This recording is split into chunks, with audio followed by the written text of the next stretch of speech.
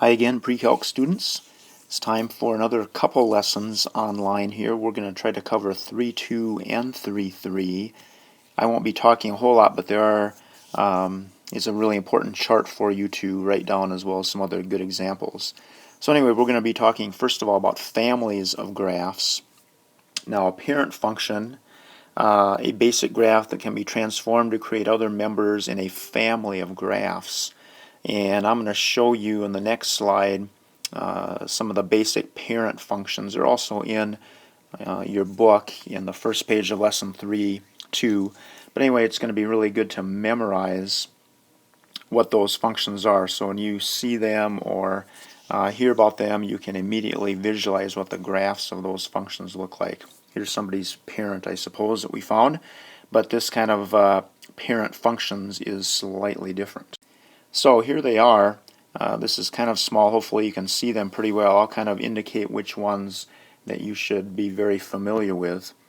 Certainly this is one right here, the constant function, just a straight horizontal line where that a value could be any kind of a number. Here's the good one right here, this linear one. Doesn't have to be that particular one, y equals x, but it could be. Absolute value, that's one that you should know. Absolute value always produces a v-shaped figure. Here's the greatest integer function, which we studied about last chapter. This is a pretty famous one, y equals x squared, quadratic. This one right here, y equals x to the third power, you should know what that looks like. Y equals the square root of x, that one. The other ones are not quite so crucial. Here's one that's kind of good to know right here, the reciprocal function 1 over x. The other ones are nice, and of course when we get down here to these trig ones, we'll be studying about those a lot in the future. But these ones that I've started are kind of the key parent functions that you should more or less memorize or have a good feel for what they look like when you see or hear the name of that function. Now, this is a super important chart here, so it'd be good right now to just pause the video and copy this down. We'll be referring to this a lot.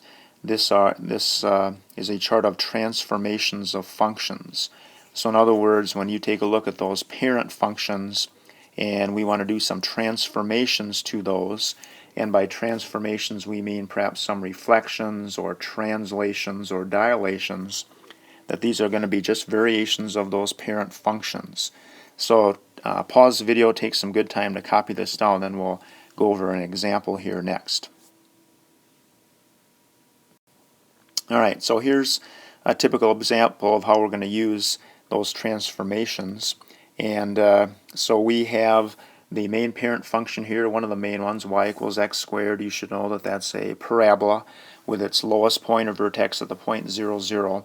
We're going to look at several of these transformations here. Notice they all involve the number 3 somehow or other, and see if we can tell just by referring to your chart what would actually be happening and what the graph looks like.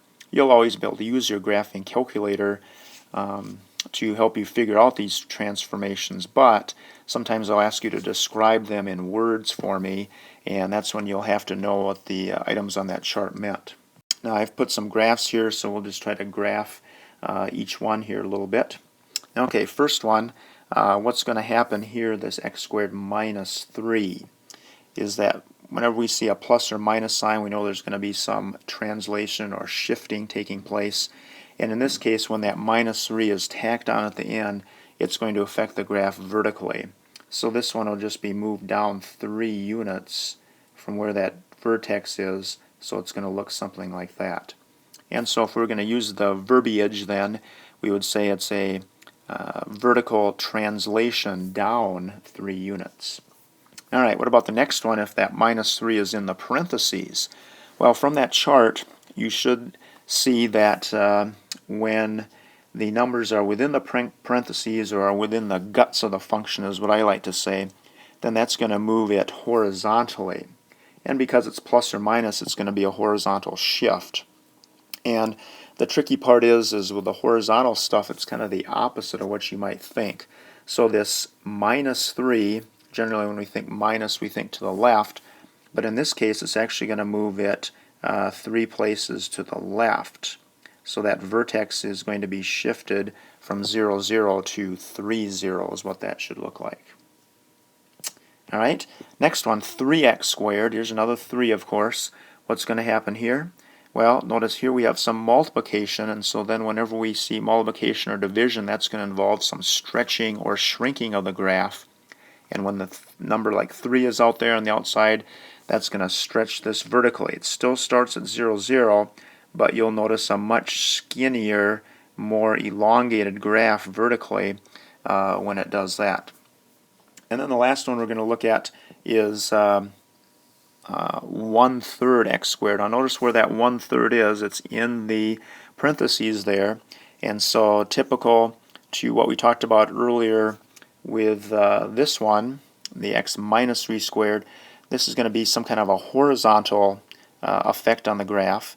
And as you can see by the chart, when this value in here is less than 1, it actually will stretch the graph out, which is kind of strange. You might think that a fraction like that would kind of shrink it up, but it actually will stretch it out. So the 1/3 x to the second will be kind of a fairly elongated graph like that. Again, the vertex doesn't change, but the graph is stretched out horizontally. Kind of weird stuff, but that's why we'll keep referring to that frequently. Now we're going to go to the next lesson actually. This is a 2-for-1 bonus here today. Graphs of nonlinear inequalities. I think find this to be a little bit easier maybe. First part of this lesson talks about inequalities, and of course whenever you see this inequality you should be thinking that there's going to be some shading involved here. And so looking back to our parent functions, the square root of x is a particular parent function. The plus 3, you might think it moves it to the right, but it actually moves it to the left. And so the square root actually goes like this. Now, what about the shading part? Well, again, we're going to, like we did before when we did some shading, we're going to find a test point. And so, again, 0, 0 is kind of a nice test point. If we use 0, 0 here, notice I'm going to end up with 0 is less than the square root of 0 plus 3, which is 3. And is that a true statement? Yeah, I think so. 0 is going to be less than whatever the square root of 3 is. So that means wherever 0, 0 is, that's what's going to be shaded. And so the shading actually goes like this. You have to be a little bit careful that actually nothing will happen here less than -3. Because of the nature of this graph, we don't want the square root of a negative number. So your graph will look like that. I did make one mistake in that my border line here should be a dashed line because of that less than symbol there. So I think I could erase this if I was fancy here. Let's see if I can do that. Aha! Look at that. And so now I'm going to go back here, and my final super duper answer should look like that pretty much. Next, here's something you probably did in advanced algebra, some absolute value inequalities. And we'll be practicing on these in class as well, but just a little different approach maybe to think about here. When you see absolute value, you may remember that absolute value is a distance from 0. And so when we see some of these absolute value inequalities here, didn't mean to do that, that's what that means. Think distance-wise. So for instance, on this first one, x minus b, the absolute value of that is less than c. Then we say that x is less than c units from b in either direction. So you really want to focus in on this b value here. In a sense, you want to start with that. So if we go down here to this next example here, let's just look at that. I'm going to make a number line here right away. And I'm going to put a little dot here right at 4, because that is, in a sense, that b value here. Now, according to this is a less than 1. So c units, so c in this case is going to be 5. So I'm going to go 5 units from 4 in both directions. So that's going to take me to 9. And 5 units in the other direction, of course, is going to take me to -1. And because this is a less than symbol, that means that distance is less than these units from here to here. So my final answer then, when I write this down, is going to look something like this, that x is going to be between 9 and -1. Notice I write those less than symbols in there. That's what that looks like. Whenever you have absolute value and less than, this is going to be the type of graph you'll have. Looks something like that. Betweenness is a good way to think of it. All right, and next, let's look at the greater than. Same type of thing, except now that distance has got to be greater than that c, units in each direction. Now the tricky part here is, notice that this is a +5. I'm going to rewrite this in that minus fashion because that will help me out a little bit. And you remember that adding 3 is the same as subtracting -3. So now I'm going to make my little number line here. I'm going to start at -3. And notice it's going to be 7 in each direction. So if I go 7 here, -3 plus 7 will take me to 4. And if I go 7 in this direction, it will take me to -10. However, now because of this greater than sign here, then my distance is going to be further away. So my answers actually then in this case will be that x is going to be less than or equal to -10, or x is greater than or equal to 4. And you could graph those as well. So this might be a little different approach for learning how to do these, but I think it works out pretty good. It's a nice visual approach. And again, we'll be practicing on these some more in class as well.